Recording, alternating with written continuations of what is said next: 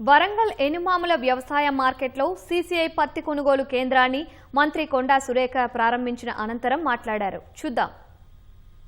కూడా కమ్యూనికేట్ చేసినట్టయితే రైతులు ఎక్కువ తేమతో వచ్చి ఇక్కడ నష్టపోయేదానికంటే 1-2 రోజులు ఇంకా ఎక్కువ ఎండబెట్టి తీసుకొచ్చినట్టయితే వాళ్లకు ఆ ధర అనేది కూడా ఎక్కువ పలికేటువంటి అవకాశం ఉంటుంది. కాబట్టి ఆ విధంగా రైతులను మీరు ప్రోత్సహించాల్సిన అవసరం ఉంది. మరి గతంలో మార్కెట్ కంటే రైతులు ఒకటేసారి మొత్తం అన్ని ఊర్ల నుంచి కూడా వచ్చి కుప్పలు తెప్పలుగా ఎక్కడ పడితే అక్కడ వాళ్ళ యొక్క స్టాక్ను పెట్టి ఆ స్టాక్ల మీద పడుకొని నిద్రపోయి 2, 3, 4 రోజులు కూడా ఉన్నటువంటి పరిస్థితులు ఉన్నాయి. దానివల్ల మరి రైతు మనం ఫొటోస్ చూసేవాళ్ళం. రైతు పాపం తిండి లేక ఒకవేళ వర్షం పడింది అనుకోండి మొత్తం తడిచిపోయి వాళ్లకు నోటి దగ్గరికి వచ్చిన ముద్దను మనం తీసేసినట్టు అయ్యేది. కానీ ఇప్పుడు వీళ్ళు ఒక కొత్త ఒరవడి తీసుకొచ్చారు. అదేంటి అంటే ఒక యాప్ను కూడా ప్రవేశపెట్టడం జరిగింది. ఆ యాప్ పేరు వచ్చేసి కపాస్ కిసాన్ యాప్. ఆ యాప్లో వాళ్ళు ఫోన్ ద్వారా మరి ఇప్పుడు చాలా మంది ఇప్పుడు అన్నాడు మనకు ఏంటి స్మార్ట్ ఫోన్స్ వాడని వాళ్ళు ఎవరు లేరు. మనం ఇంకా చదువుకున్న వాళ్ళమే తక్కువ వాడతాను, చదువుకున్న వాళ్ళే మంచిగా వాడుతూ ఉన్నారు. కాబట్టి వాళ్ళు మంచిగా దాన్ని స్కాన్ చేసుకొని లేకపోతే ఏ విధంగా ఉందో అక్కడ ప్లే స్టోర్ నుండి కపాస్ యాప్ను మరి డౌన్లోడ్ చేసుకొని పత్తిని సమీప జిన్నిగి మిల్లు నందు అమ్ముకోవడానికి స్లాట్ బుక్ చేసుకోవడం. మీరు ఎట్లా అంటే స్లాట్ బుక్ చేసుకుంటే ఆ స్లాట్ ప్రకారం ఏ టైంకి మీకు టైం ఇస్తారో ఆ టైంకే మీరు పోయి మీరు డైరెక్ట్గా అమ్ముకోవచ్చు. ఫస్ట్లో తిరుపతి దేవస్థానంలో ఎట్లా ఉండేదంటే 4 రోజులు 5 రోజులు లైన్లలో నిలబడేటోళ్ళం. నిలబడ్డప్పుడు ఎంత కష్టమయ్యేదో మనకు తెలుసు. వాళ్ళు కూడా ఏం చేసిండ్రు, కంకణాల పద్ధతి తీసుకొచ్చిండ్రు. అంటే మీరు మీ జిల్లాలలో ఉండేటువంటి టీటీడీకి సంబంధించిన ఆఫీసులు ఉంటాయి, లేకపోతే ఇప్పుడు ఆన్లైన్లో బుక్ చేసుకొని వస్తే ఆ టైంకు మనకు కంకణం కడతారు, ఆ టైంకు మనల్ని పంపిస్తారు. అంటే మనకు వెయిటింగ్ అనేది ఉండకుండా ఉంటుంది. అదే పద్ధతిలో రైతు కూడా రాగానే తన సరుకును అమ్ముకొని వెంటనే వెళ్ళిపోవడం జరుగుతుంది. మర్నాడు 24 గంటల్లో పడుతుంది అమ్మ అమౌంట్ 24 అవర్స్లో పడతాయా? 3 days నుంచి 5 days వరకు డైరెక్ట్గా మీ యొక్క అకౌంట్లోనే అమౌంట్ పడేటువంటి అవకాశం ఉంటుంది. గతంలోనైతే మీరు ఆ చిట్టీలు పట్టుకొని ఇక్కడ వచ్చి వీళ్ళ చుట్టూ తిరగాల్సిన అవసరం ఉండేది. ఇప్పుడు అవసరం కూడా లేకుండా మీకు డైరెక్ట్గా మీ యొక్క అకౌంట్లలోనే పడేటువంటి అవకాశం ఉంటుంది. కాబట్టి మరి టోల్ ఫ్రీ నెంబర్ కూడా పెట్టారు. మీకేమైనా ఇబ్బందులు ఉంటే మరి 1800-599-5779 ఈ నెంబర్కు మీరు చేసిన టోల్ ఫ్రీ నెంబర్ చేస్తే మీకు ఏమన్నా అనుమానాలు ఉంటే నివృత్తి చేస్తారు. లేదు అంటే ఇక్కడ హెల్ప్ డెస్క్లు కూడా మార్కెట్ ఆవరణలో పెట్టారు. అక్కడికి వచ్చి ఆ హెల్ప్ డెస్క్ ద్వారా కూడా మీకేమైనా సమస్య ఉంటే వాళ్ళ ద్వారా క్లియర్ చేసుకొని మీరు ఆ పత్తిని మీరు అమ్ముకునేటువంటి అవకాశం ఉంటుంది.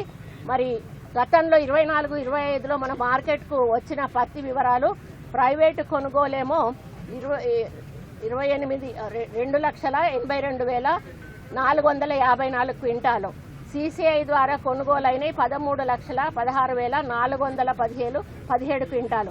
మొత్తం కొనుగోలు వచ్చేసి 15,998,871, 15,98,871 క్వింటాలు.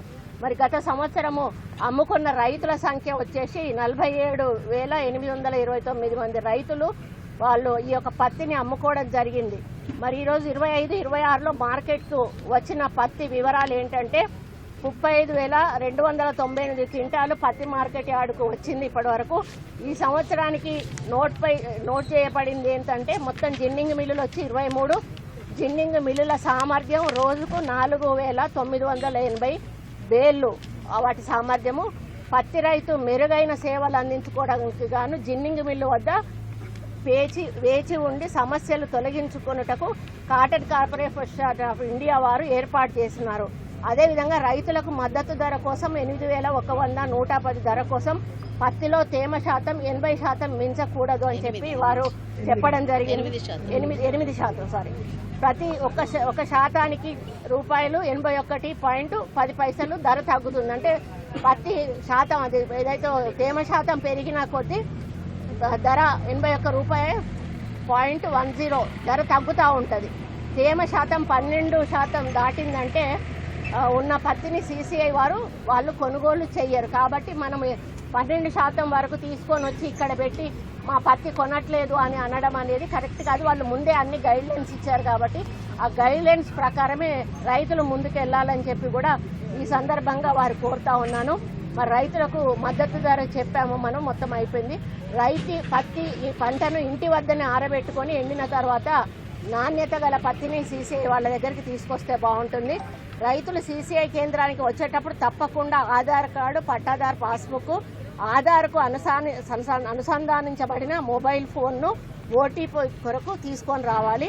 అదేవిధంగా పత్తి కొనుగోలు అనగా పత్తి అమ్మకం అర్హత తప్పట్టి మరియు సీసీఐ వారి చెల్లింపుల సేవలను తెలుసుకొనుటకు రైతుల ప్రయోజనాల దృష్ట్యా గత సంవత్సరం రైతులకు ఎదురైన ఇబ్బందుల దృష్ట్యా తెలంగాణ ప్రభుత్వం రైతులకు సీసీఐ అమ్మకంలో ఎటువంటి ఇబ్బందులు తలెత్తకుండా నూతన మార్పులు కొన్ని తీసుకొచ్చింది. అందులో భాగంగా టెంపరరీ రిజిస్ట్రేషన్ విధానాన్ని తొలగించి ఆన్లైన్లో రైతులు రిజిస్ట్రేషన్ చేసుకోవడానికి ప్రక్రియ ఏఈఓల ద్వారా చేపట్టి రైతులకు జిన్నింగ్ మిల్ల వద్ద వచ్చి వేచి ఉండే ఇబ్బంది లేకుండా చర్యలు చేపట్టింది.